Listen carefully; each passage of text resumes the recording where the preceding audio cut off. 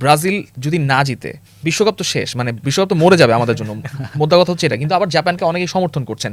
এখন ব্রাজিল যদি জিতে যায়, মানে আমরা এখন হিসাবটা করি এইভাবে যে ব্রাজিল যদি জিতে যায়, ব্রাজিলের সামনে পড়বে হয় কোট ডিভোয়া কিংবা নরওয়ে, সামনে কোয়ার্টার ফাইনালে পড়তে পারে ইংল্যান্ডের সঙ্গে ম্যাচ, অথবা মেক্সিকোর সঙ্গে ম্যাচ, সেমিফাইনালে যদি আর্জেন্টিনা আসতে পারে আর্জেন্টিনার সঙ্গে ম্যাচ। এখন ধরে নিচ্ছে আমার ব্রাজিল জিতে যাচ্ছে, তারপর ব্রাজিলের জন্য কতটুকু কঠিন এই ওয়ার্ল্ড কাপ? অনেক কঠিন, মানে আপনি তো বললেনই, আমরা এবং সবাই জানে মোটামুটি এটা নিয়ে আলোচনাই হচ্ছে যে কোন পথটা সহজ হলো কোন পথটা কঠিন হলো। যে কোনো কারণেই হোক আর্জেন্টিনার পথটা সহজ হয়েছে, ব্রাজিলের এই জায়গায় হচ্ছে প্রতিটা টিম তো হ্যাঁ অনেক অনেক কঠিন। এখন উরুগুয়ে আর হচ্ছে পর্তুগাল পারে না, এটা আর্জেন্টিনার ফল্ট।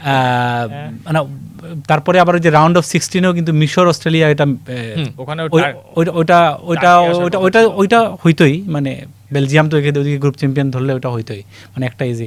কিন্তু ওইটার পরে প্রত্যেকটা ধাপ হচ্ছে একটা কঠিন। তো সেই জায়গায় আপনার প্লেয়াররা কতটা রেস্ট পাবে, এবং ব্রাজিল কিন্তু তিনটা, অন্য দলগুলো যেই সুবিধাটা পেয়েছে মানে তারা সুবিধাটা করে নিয়েছে, মানে প্রথম 2 ম্যাচে জিতে গ্রুপ চ্যাম্পিয়ন হয়ে গিয়েছে, তারপরে লাস্ট ম্যাচে হচ্ছে কিছু চেঞ্জেস দেখা গেছে, বড় বড় প্লেয়ারদের হচ্ছে রেস্ট দিয়েছে। কিন্তু ব্রাজিল তো সেটা করতে পারেনি, তার তো লাস্ট ম্যাচেও তো গ্রুপ চ্যাম্পিয়ন হওয়ার ইস্যু ছিল, তো তার তো পুরো স্কোয়াডটা কি খেলাতে হয়েছে। তো সেই জায়গায় আপনি প্রচুর খেলাচ্ছেন, আপনার ইনজুরি এমনিতেই কনসার্ন আছে, রাফিনিয়া ইনজুরিতে বাইরে চলে গেছেন, নেইমার কিন্তু আমি লাস্ট ম্যাচে নেইমারকে যতটুকু দেখেছি আমার কাছে এনাফ ফিট মনে হয়। কার্লো আনচেলোত্তি তো বলেও দিয়েছেন যে নেইমার খেলতে সম্ভবত 15 থেকে 20 রাইট, মানে ওনার মানে একটু ভারী লেগেছে আর কি মানে নেইমারকে, এবং আমার মনে হয় না নেইমার ম্যাচ সিচুয়েশনের উপর ডিপেন্ড করবে নেইমার খেলবেন কিনা, কতটুকু খেলবেন। আপনি ধরেন আনচেলোত্তি, আপনিও আনচেলোত্তি, ব্রাজিল জাপান ম্যাচে আপনি কি নেইমারকে নামাবেন? নেইমারের কারেন্ট সিচুয়েশন না, নামাবো না আমি, মানে প্রথমে নামাবো না, শুরু থেকে খেলাবো না। আমার কাছে মনে হয়েছে যে ব্রাজিলের লাস্ট ম্যাচে যে দেখেছি কুনিয়া, গিমারেস, তার পাকেতা এবং হচ্ছে ভিনিসিয়াস, সব রায়ান, তো সব মিলিয়ে আমার যেটা মনে হচ্ছে ওই যে কম্বিনেশনটা হচ্ছে মিডফিল্ডটা, ওইটা বেশ ক্লিক করেছে আমার কাছে, যেটা মনে হচ্ছে লাস্ট ম্যাচে গিয়ে ক্লিক করেছে। সো আমি চাইবো না যে নেইমারকে শুরু থেকে খেলাতে, লাস্ট মোমেন্টে যদি এখন দরকার হয় তো সেই ক্ষেত্রে তো আসলে নামাতেই হবে ডেফিনেটলি, মানে একটা ম্যাজিকের যদি দরকার হয় সেরকম ম্যাচটা ড্র অবস্থায় থাকে বা ব্রাজিল পিছিয়ে থাকে, তখন আসলে নেইমার, মানে আমাদের পয়েন্টটা খুব সিম্পল যে আমরা ধরে নিচ্ছি ব্রাজিল জাপানকে হারিয়ে দিচ্ছে,